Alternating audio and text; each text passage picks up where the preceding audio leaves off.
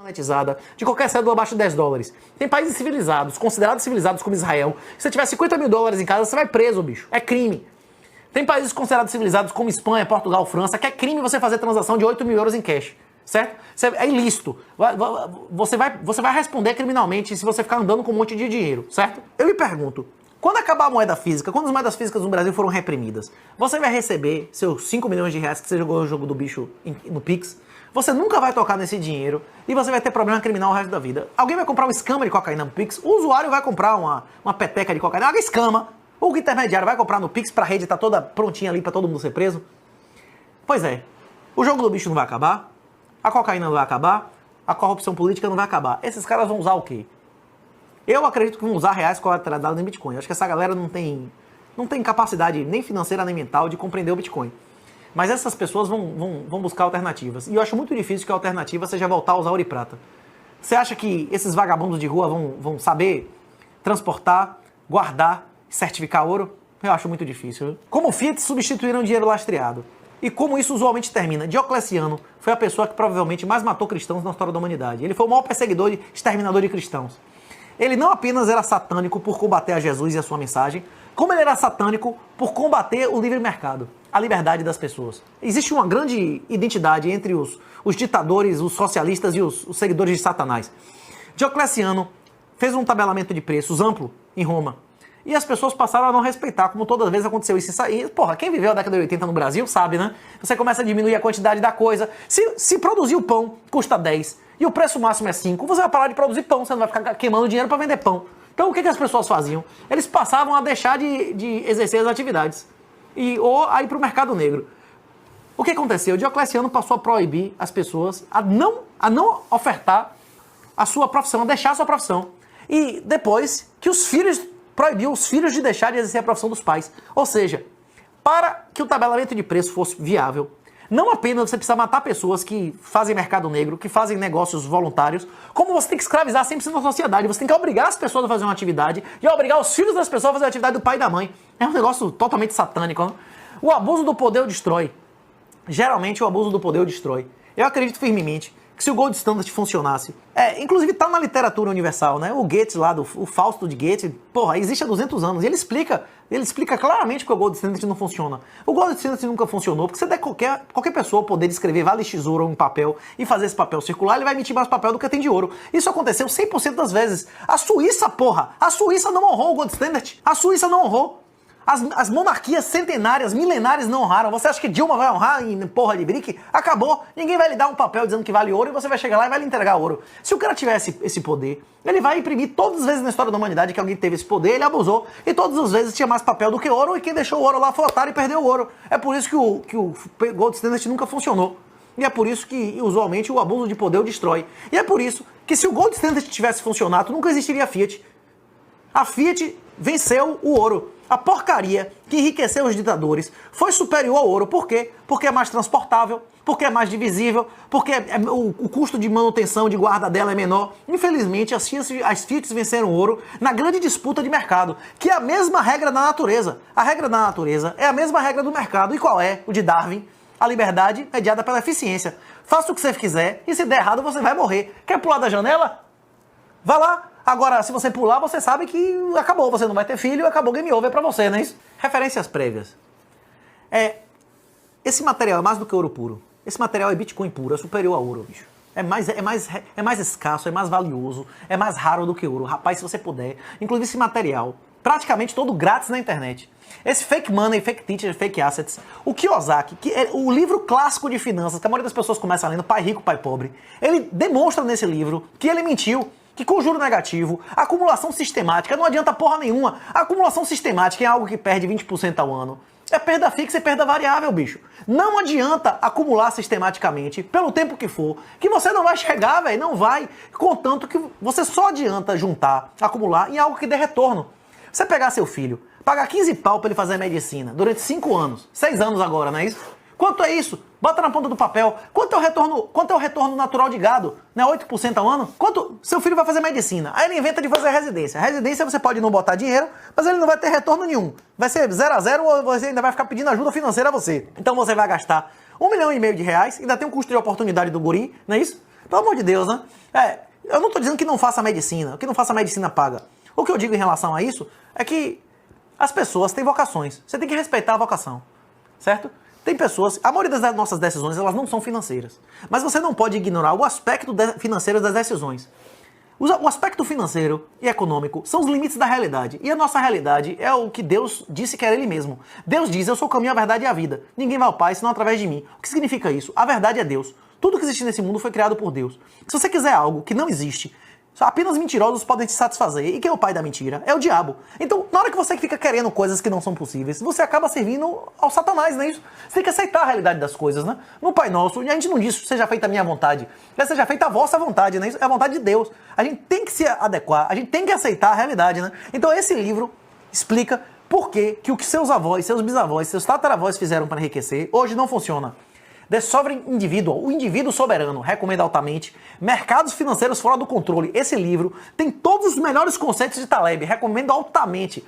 The Bitcoin Standard, já recomendei aqui, recomendo de novo. As 6 lições de Mises, o que o governo fez com o nosso dinheiro, Rothbard, é fundamental. Desestatização de dinheiro e caminho da servidão de Hayek. Tanto Hayek quanto o Milton Friedman, eles previram no milênio passado, não é nem no século passado. Tem vídeo do Milton Friedman em 99 dizendo que existia uma moeda na internet. Que o problema a ser resolvido era o problema do gasto duplo. Rapaz, o cara é um professor extraordinário. Quem puder assista Flip to Choose, tanto da década de 80 quanto da de 90, é extraordinário. Eles sabiam que vinha uma moeda vencer as Fiat, mas eles não sabiam como. E o Bitcoin foi a resposta para isso. No YouTube, Bitcoinheiros é o tutorial fundamental de tudo.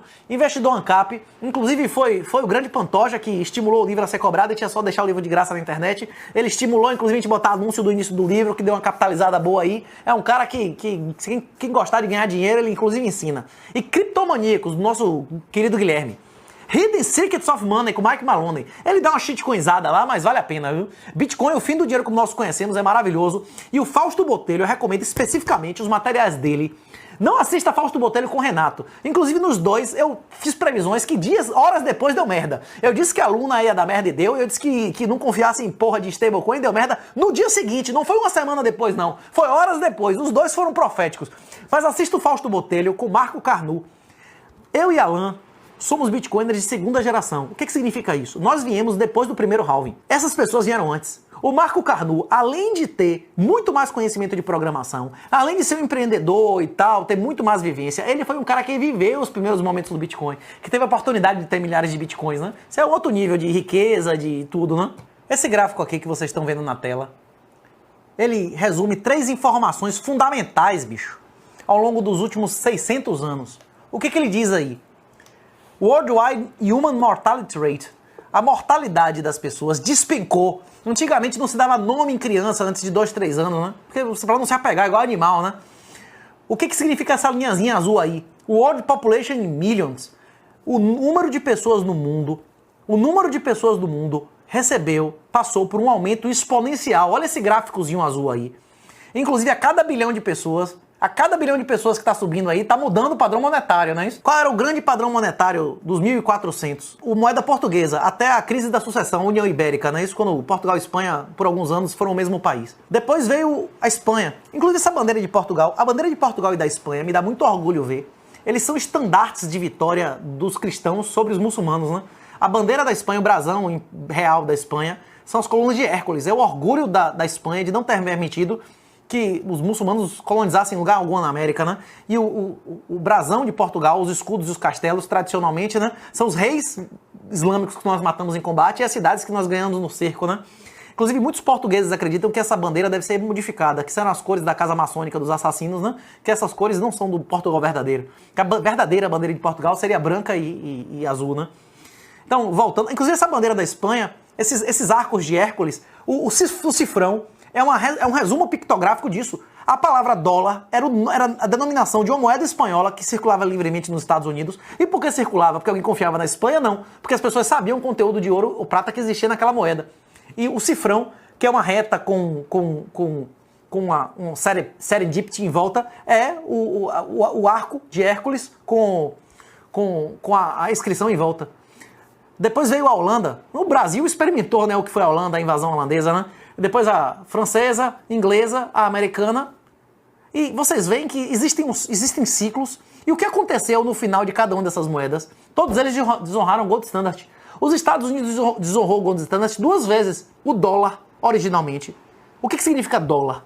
Para os pais fundadores, até 1931, 20 dólares representavam uma onça Troy de ouro. O que é uma onça Troy? É mais ou menos 31 gramas de ouro. Existem moedas, existe um montão, inclusive da época do Velho Oeste e tal. Existe uma moeda de ouro de 20 dólares que tem uma onça de ouro. Quanto custa uma onça de ouro hoje? Bateu 2 mil dólares. Então, quanto é uma desvalorização entre 20 dólares de 31 e 2 mil dólares de agora? Pois é essa aí a quebra do ouro. O primeiro calote, né? O governo americano, na década de 30, comprou todo o ouro privado, exigiu que todo mundo entregasse o ouro ao governo e alguns dias depois disse, não, agora o ouro que era, o dólar que era 20, agora vai passar a ser 35. E essa foi, na cabeça deles, a grande solução para a Grande Depressão. O governo expropriar quase 50% da riqueza que as pessoas concentravam em dólares. Depois ele deu calote de novo em 71. Como é que foi o calote em 71? Da década de 30 até 71, os americanos, que são farol da liberdade, eram proibidos de ter ouro, né? Ter barra de ouro em casa, ter ouro como reserva de valor. Só que ele ainda honrava a troca a 35 dólares com os outros países, para que os outros países honrassem, fizessem suas reservas em dólar. Em 71, Nixon chegou na televisão e disse, olha, a partir de hoje, nós não vamos mais honrar, como já conversamos antes, o grande problema do Gold Standard é que todas as pessoas que tiveram o poder de dar um papelzinho e ficar com ouro, criaram mais papelzinho do que tinham de ouro. Até uma hora que eles não honravam mais. Vocês podem ver que existe uma sequência de modificação por aumento de pessoas, existe uma sequência de troca sistemática a cada X curso de tempo, e existe uma tendência de troca exatamente como todas essas moedas abandonaram o Gold Standard.